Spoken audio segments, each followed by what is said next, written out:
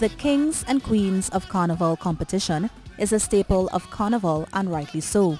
The magnificent costumes showcase the unique creativity of Trinbagonians as they dance across the stage on the March Gras night.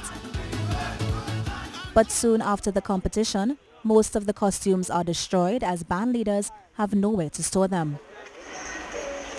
In an effort to call attention to the issue, the Artists Coalition of Trinidad and Tobago held an exhibition in Woodford Square where they displayed fragments of past king and queen costumes. So here at the exhibition we had 11 panels telling the history and different ideas and conflicts within the king and queens.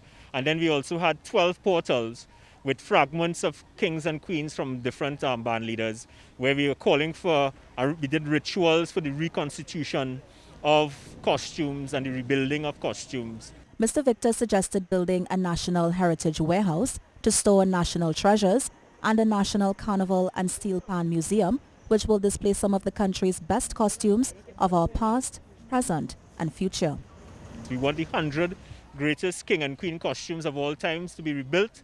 You know, the ones by, you know the names, Terry Evelyn, the ones by Peter Minshall, by Wayne Barclay, by Geraldo Vera, by all the great Carlisle Chang, all the great king and queen makers, you know, David Phillips and all the others, great designers.